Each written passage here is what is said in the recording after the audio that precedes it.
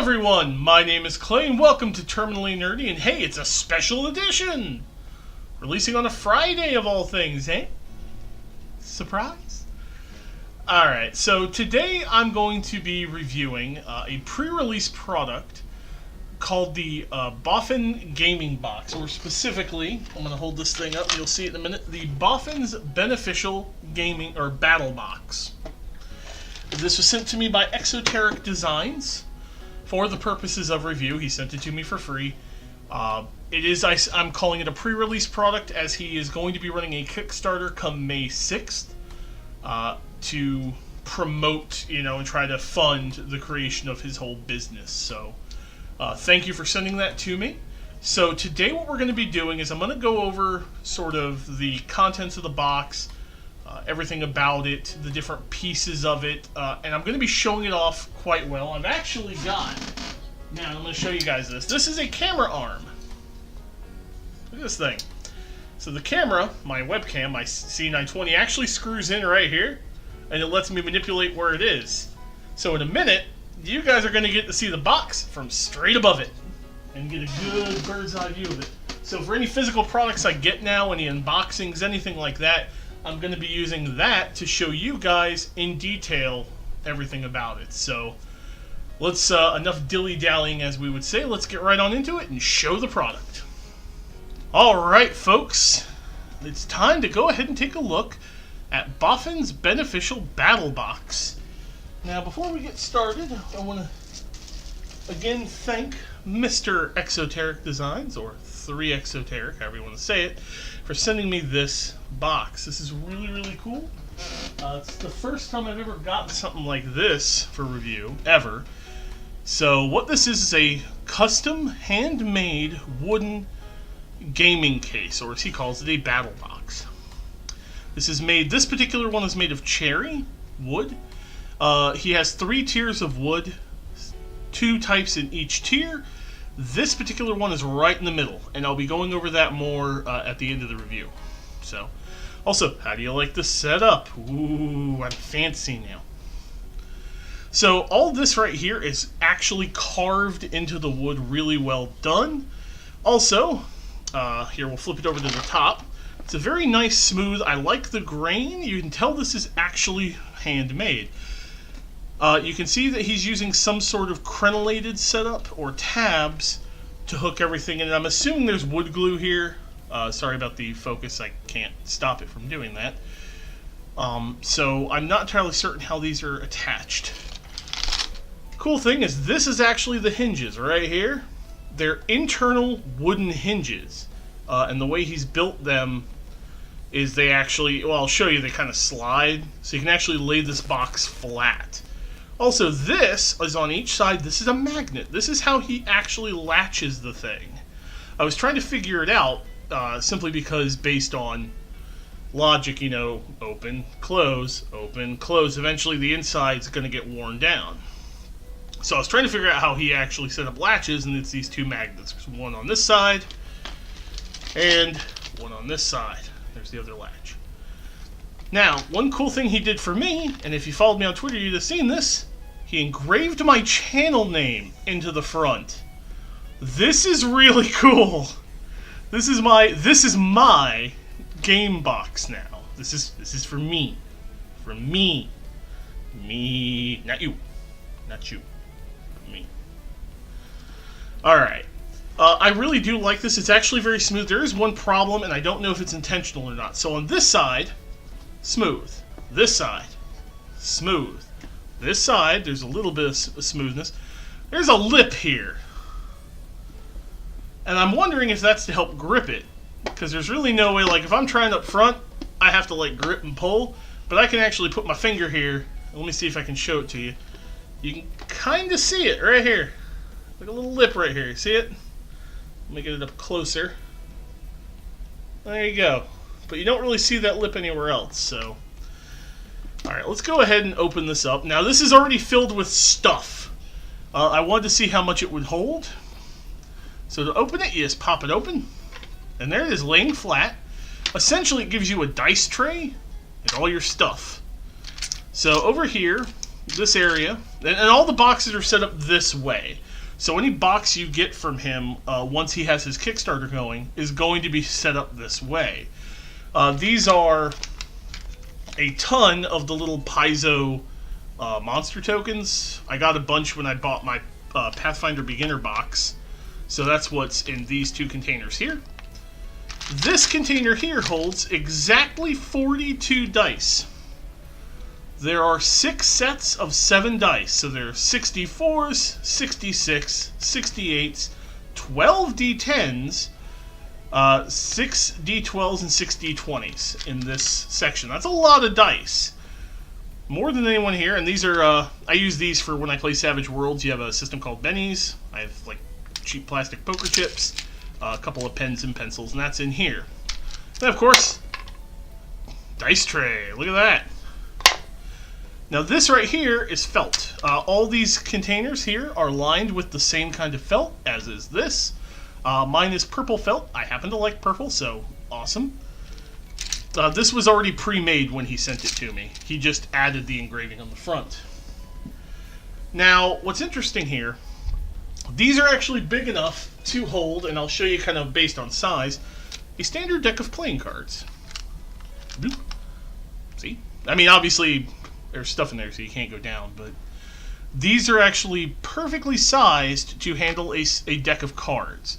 So if you're a guy who plays Magic the Gathering, or like me, I need these for Savage Worlds, you can actually put cards in one of these holes. And as you can see, there's little grouping areas to pull things out of if you've got them in there. All in all, this is actually a really, really nice container if you're a player. If you're a GM, this might not be big enough. I mean, no player is going to need this many dice. Straight up. Nobody going out to game night is going to need this much on the dice pool. If you're a wargamer, you might need a ton of D6, but this thing could probably contain 40 or 50 D6, more than you'll ever need. So what do you do with these? Well, you have the other thing he does. So mine came with 2, and they're not in there because I really don't need them. But there are 3 of these little guys. I only have 2. I have the Dice Jail and the Classic Bin is what he calls them. So the Dice Jail here, this is really cool. So first, magnetized. Again, he's got the magnets here, and there's already a die. He actually sent this to me.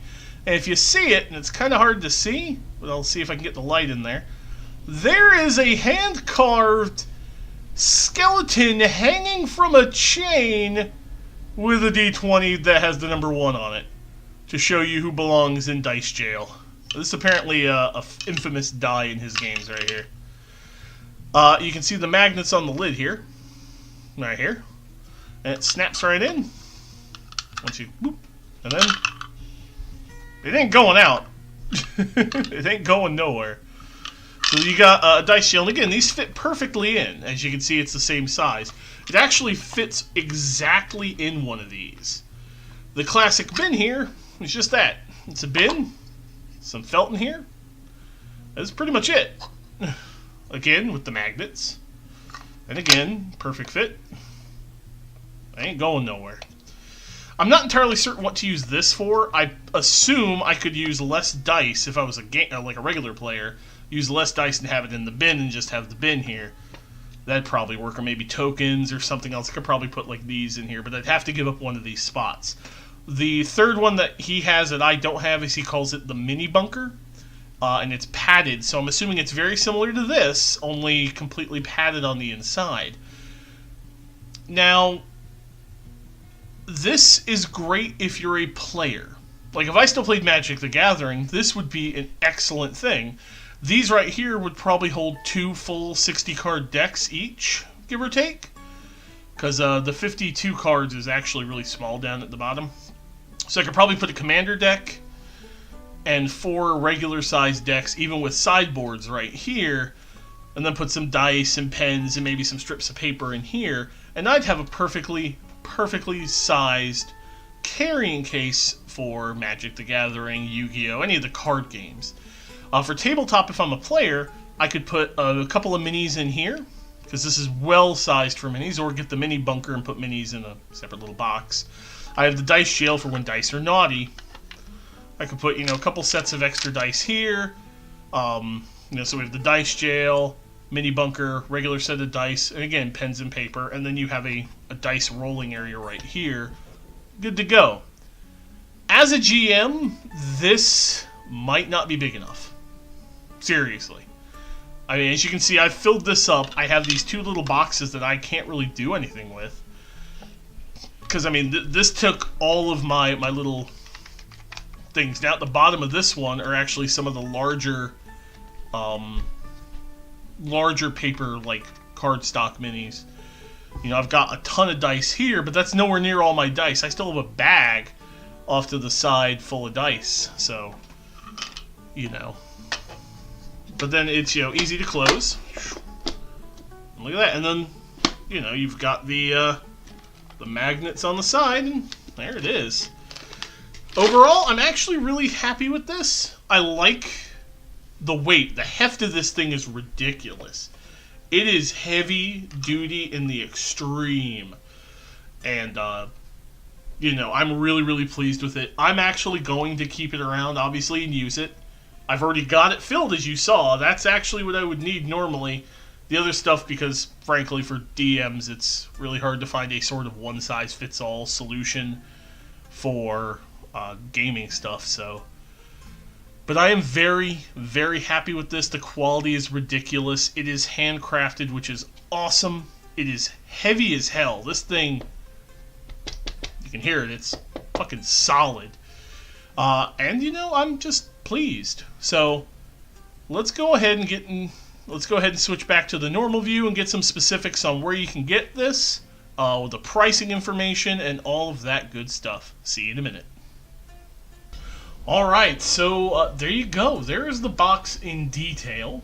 All the boxes, no matter which wood you get them constructed out of, are going to have the same layout to them. They each have the same inserts available. You can order multiples of those inserts. Overall, I'm really pleased with the product. I like it a lot.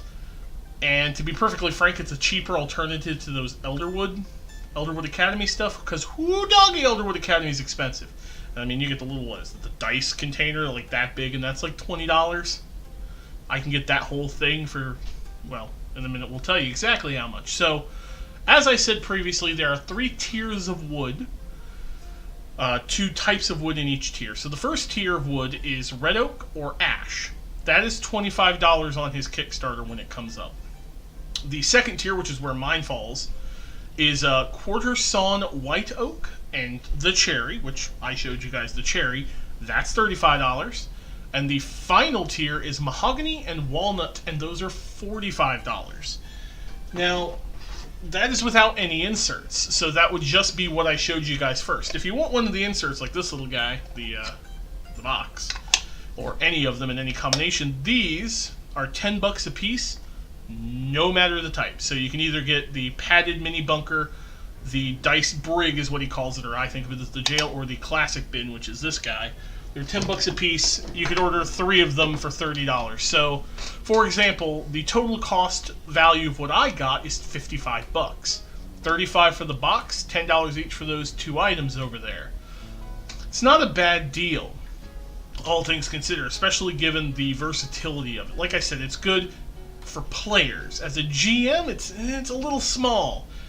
And if you have a lot of like minis, or if you have a ton of dice, or anything where you have a large supply, but I mean, to be honest, I've got more dice in this dice bag, and I got more tokens over here. Truth be told, however, I used to use this, which is $3 at Walmart, this thing, to carry all that. And it still couldn't fit everything. I still had those Pathfinder minis in a large Ziploc bag, and I still had dice bags. So I mean, unless I want to get, a fucking tackle box, I don't think I'm ever gonna, as a GM, have a big enough container. He does have a prototype for a GM-sized box, complete with, as he said, a clipboard adhered to the lid, and it does the same thing. It opens. But when he price built that thing, he said it was something like $100. I personally think he should put that maybe as a stretch goal option or something. I don't know. Now, one thing that does concern me are the wooden hinges. So everything on this thing is wood except for those magnets. The wooden hinges worry me for wear, because you know, open, close, open, close. They're not super tight, which I like. You know, you kind of have like a little give, you can pull it apart a little bit, which kind of negates the worry that it's going to get super worn. I do like that they're internal hinges. They don't stick out, so you can't like accidentally hit it on something and break it. Like if there were metal hinges on the back, you could hit it on something and bend the metal hinge. It's none of that. And it's solid enough that I don't think you're really going to damage it too well at all. The size isn't too big either. So overall, I am extremely pleased with it. I love the price point. I mean, $25 gets you a red oak or ash box without any inserts, and you don't really need the inserts if you don't want them. Like if you want the dice jail because you're a player and you want to put dice in jail, hey, $35, you got the bare minimum right there. The most expensive it can get is $55, and that is for a red oak or ash box and one of each of the little inserts. If you don't want any inserts, cheapest you can get it is $25 when he does the Kickstarter. Now, if you're interested in backing this, if you're seeing this before May 6th, what you're going to find in my description is a link to what he calls his Thunderclap page, which allows you to basically post an automated message either through Facebook, through Twitter, or through Tumblr promoting his Kickstarter when his Kickstarter launches. It's automatic. You don't really have to do anything. I'm doing it for Twitter. If it's after May 6th, the Thunderclap will be replaced with the Kickstarter link. And if it's after the Kickstarter ends and he was successful, the link will be to wherever you can purchase the item, like BackerKit or however he decides to do it. I do suggest at least giving him the Thunderclap between now and May 6th if you can. It's no biggie. It helps spread the word. And if he gets 100 Thunderclap supporters, he's going to give one of these away to one of the Thunderclappers. I told him to not put me in. I have one. I don't need another. I'm pleased with what I got. I mean, for fuck's sakes, it's got my channel name engraved on it, which is amazing. I don't know if he's going to be charging the engraving. I don't know how that's going to work. I didn't really look, so. Also, in the description box below will be a link to his Twitter, to his social media manager, and I do believe his girlfriend Victoria, her Twitter. These two are a team. You can find their Twitter handles in the description box. Feel free to contact them. They're really friendly people, and they're huge nerds like most of us. So, if nothing else, support the nerd community. Well, guys, that was my review. I think it is an excellent product. I think it fills a niche that we really need, a sort of large-scale dice gaming container that isn't expensive but is still a nice both showpiece and workable object. I mean, I can take that with me, and I will. Now, I'm getting rid of the plastic one. I'm going with the wood thing now that I got it. I don't need nothing else, so. As always, folks, if you like what I'm doing, hit that like button. If you don't like what I'm doing, feel free to hit the dislike button. Feel free to subscribe for more shenanigans, tomfoolery. Check these guys out on Twitter and hopefully their Kickstarter and Thunderclap. Feel free to support me on Patreon, link in the description box below. And as always, folks, thanks for watching, and remember, stay nerdy!